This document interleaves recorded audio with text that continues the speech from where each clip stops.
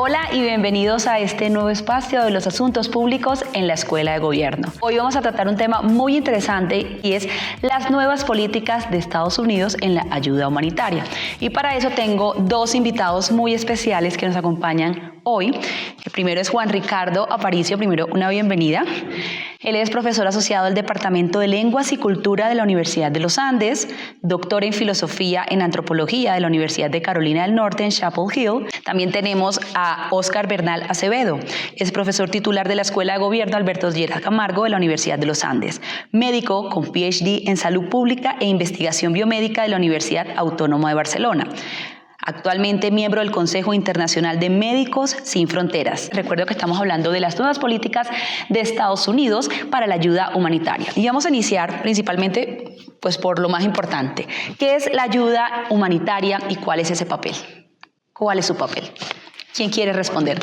Bueno, digamos, es una pregunta simple, pero también compleja. Porque, digamos, los humanitarios, digamos, hay una larga tradición que piensan los humanitarios, ¿no? Como aquel tipo de programas, acciones, respuestas, ¿no? Que se encaminan frente a temas de las crisis, a temas de las emergencias, ¿no? Llámese de terremotos, inundaciones o conflicto armado, o también, digamos, otro tipo de factores que realmente están alterando una normalidad como tal, ¿no? Generalmente se piensa en esa vieja tradición digamos, de la Cruz Roja, ¿no? Que la ayuda humanitaria, uno, es imparcial, dos, que es una ayuda de emergencia, ¿no? Y tres, que es independiente, ¿no? Es como la tradición clásica. De ahí para adelante, Oscar sabrá que hay muchos debates, rupturas, continuidades y discontinuidades con respecto a esa visión clásica del humanitarismo. Y yo agregaría que, digamos, como concepto más amplio es la ayuda oficial al desarrollo, ¿sí? Que realizan países de ingresos altos.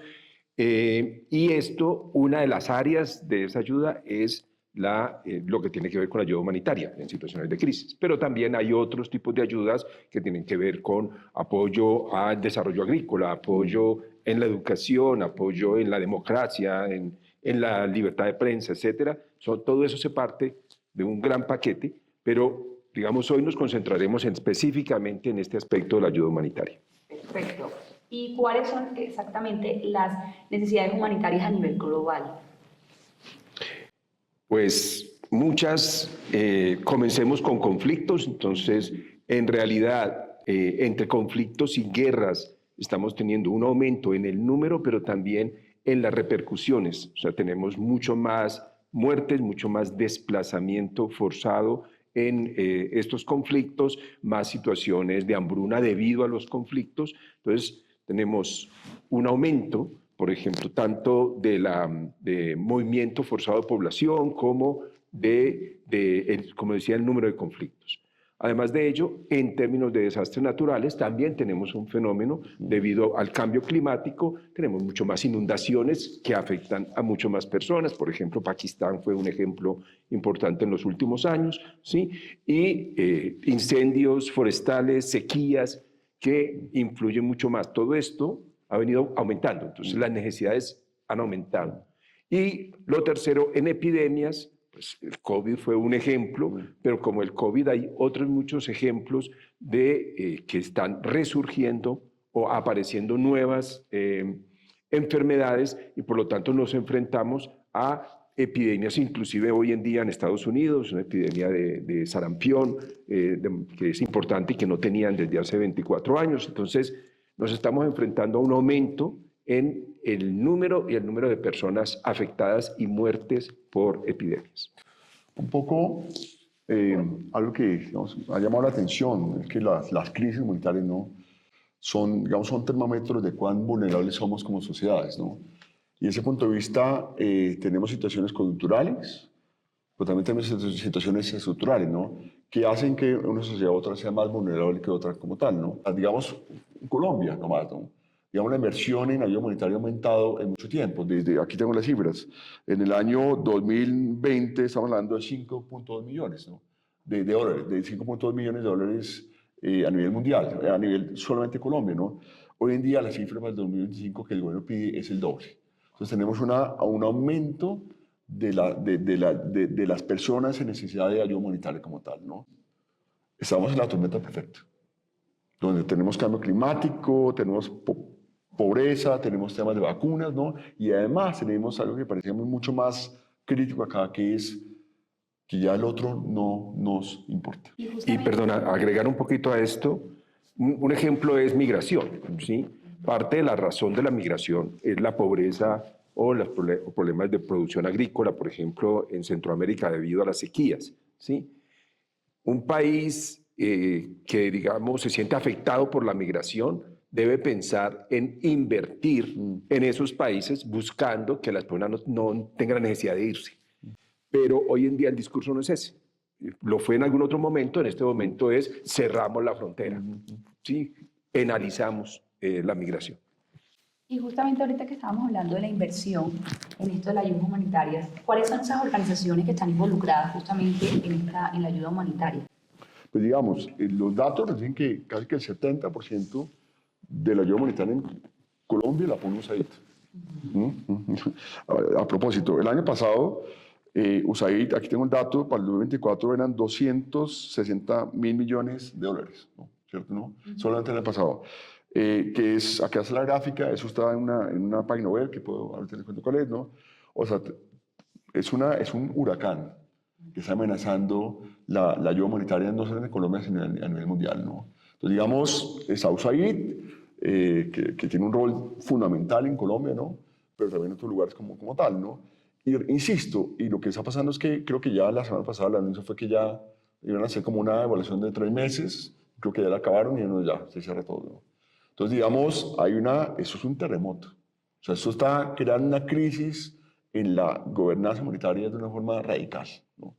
Entonces, claro, la pregunta es, ¿qué recursos van a reemplazar eso? ¿Qué actores van a reemplazar eso? ¿De dónde están esos, repito, 260.000 millones de dólares? Y yo agregaría, además de USAID, que es, digamos, el actor más importante, de todas maneras, en Europa, varios países aportan a través de la Comisión Europea en ayuda humanitaria, ¿sí? Y algunos otros países, Japón, por ejemplo, Canadá, Australia, también hacen aportes para ayuda humanitaria. Pero ahí estamos hablando de que todo ese resto es un 30% de la ayuda humanitaria. Wow. Y bueno, hablemos justamente del tema principal, de esas nuevas políticas de la nueva administración de los Estados Unidos con respecto justamente a esa ayuda humanitaria que ha conllevado todo esto que estamos hablando. Lo primero es, en general, el discurso en este momento, y fue el discurso de campaña, el discurso del nuevo gobierno, es primero Estados Unidos. Y en ese sentido, esto de ayudar a otros no cabe claramente en ese discurso. Pero además de ello, el gobierno se ha planteado la necesidad de hacer recortes y ellos reconocen que tienen un gran déficit, ¿sí? Y parte de esos recortes es recortando cualquier inversión del gobierno, sea en su propio personal, pero también en la ayuda que hacen por fuera de Estados Unidos, ¿sí? Entonces, además, ellos han cuestionado mucho la eficiencia de esa ayuda. Y además, parte de esa ayuda estaba siendo invertida en programas en los cuales el nuevo gobierno está en contra, ¿sí? Por ejemplo, cualquier programa que promueva la diversidad, ¿sí? O que apoye grupos diversos, el tema de cambio climático no están en la agenda de este nuevo gobierno y por lo tanto no ven como un gasto, como un desperdicio de dinero. Y a esto le agregan que consideran que USAID y todos los organismos del gobierno, pero USAID específicamente es muy ineficiente e inclusive han acusado de que hay corrupción, de que hay problemas de dádivas, etcétera, ¿sí? Y que hay personas que se enriquecen con ese dinero. Por lo tanto, todo esto hace que la decisión clara inicialmente fue vamos a poner un stand-by, vamos a evaluar. Luego de esa inauguración muy rápida, ya su discurso claro es, vamos a cortar. América Latina. Eso, digamos, es como, sí, una digamos, grande, pero digamos, creo que lo que estamos acá viendo es algo que está cambiando esto. En el sentido que yo quiero insistir en esto.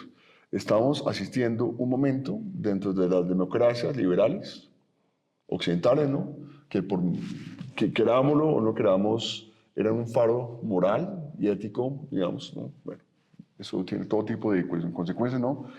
Pero esas democracias están diciendo no, nosotros primero. Entonces, digamos, algo muy descolocante, que es que muchas voces críticas, porque también hay otra historia, ¿no? El desarrollo humanitario también ha sido una especie de un soft power, ¿no? Por el cual los estados también, digamos, condicionan las ayudas para, digamos, para que los países se encaucen políticamente en su dirección o no. No.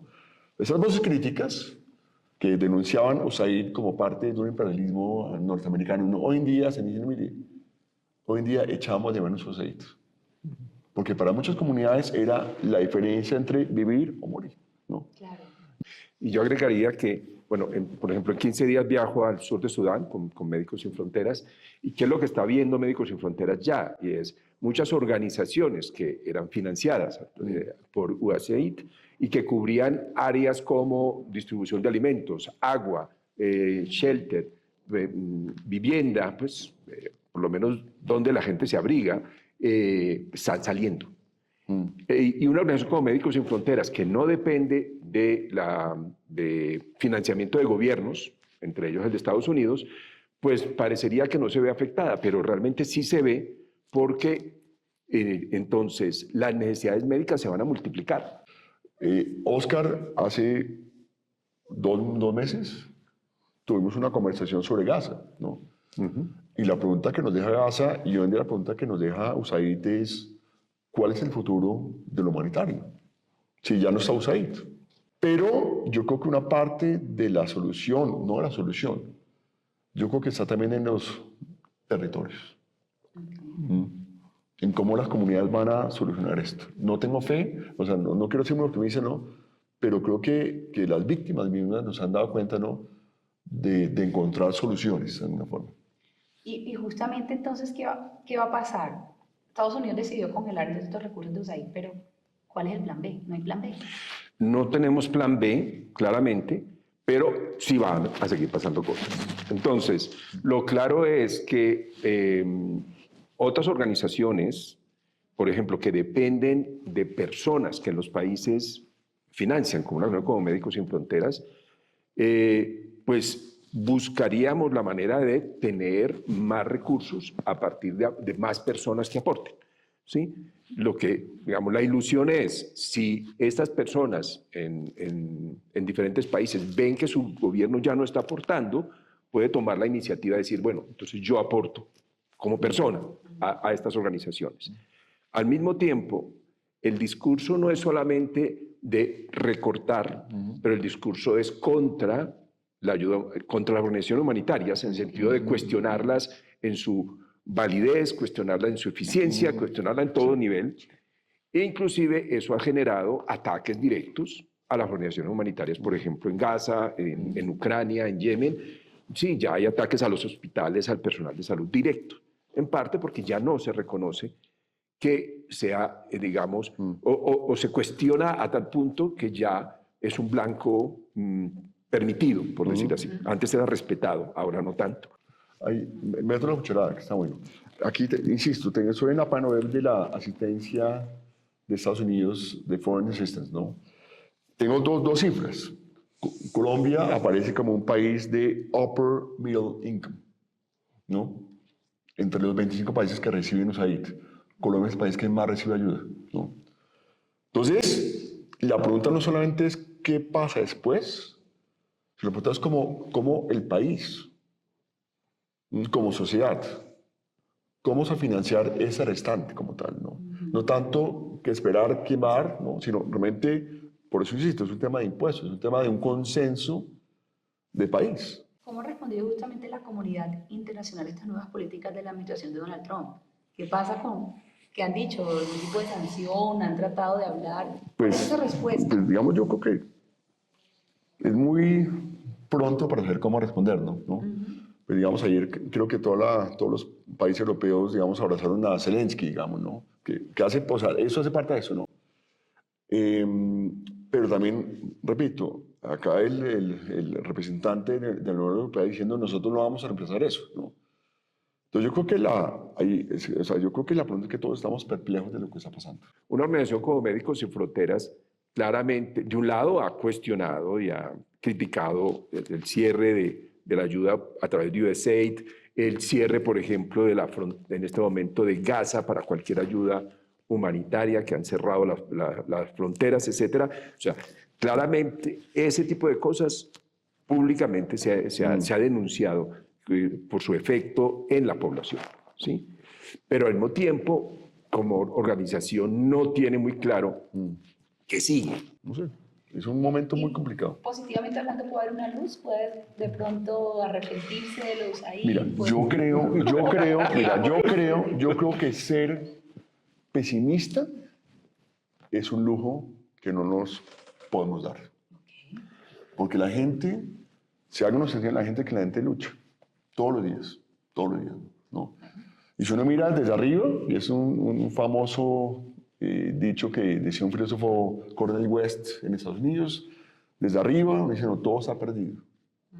Pero si uno mira desde abajo, la gente está luchando todos los días, ¿no? Entonces yo creo que también, digamos, una vez USAID sale, ¿no? Pues vamos a ver, ¿no? También se abre la posibilidad a pensar lo humanitario quizás de otra manera. Es un momento para repensar cómo hemos ayudado al otro, al extraño que sufre, no el familiar, no el connacional, sino el extraño que sufre, ¿no? Y quizás es un momento para imaginarnos por fuera de los paradigmas usuales, ¿no? El lío es que el paciente, y tú lo sabes mejor como médico, se está muriendo hoy. Y yo a eso agregaría que hay elementos, o sea, el COVID nos enseñó varias cosas, y una es, ahí no puede cada país decir, yo hago lo mío y lo demás no me importa. Ahí o todos o ninguno, ¿sí? Y esto no es solamente COVID. O sea, en este momento, por ejemplo, Estados Unidos tiene otra epidemia importante de fiebre aviar, ¿sí? Casi no se consigue un huevo, por ejemplo, en un supermercado en Estados Unidos hoy en día, ¿sí? Eso se va a extender, no se va a quedar en Estados Unidos. Y si pasa de las gallinas a los seres humanos, tendremos un COVID multiplicado por 100, ¿sí? Entonces, yo creo que sí va a haber situaciones en las cuales los países van a tener que entender que nos toca hacernos pasito, ¿no? Y nos toca buscar la manera de trabajar juntos. Bueno, y para cerrar entonces, una gran conclusión de este espacio que hemos tenido de reflexión. Pues un poco de depresión, ¿no? Depresión, ¿no? Pero creo que la depresión también nos obliga a la imaginación, ¿no? Y a pensarnos por fuera de los paradigmas clásicos humanitarios, ¿no? O también de modos de pensar humanitario que a veces nos evitan confrontarnos como sociedad. Sobre nuestros temas estructurales, sobre el tema de pobreza, el tema de la racialización de la pobreza, por ejemplo, en Colombia, digamos. ¿Por qué la pobreza tiene color, digamos, en ese país, ¿no?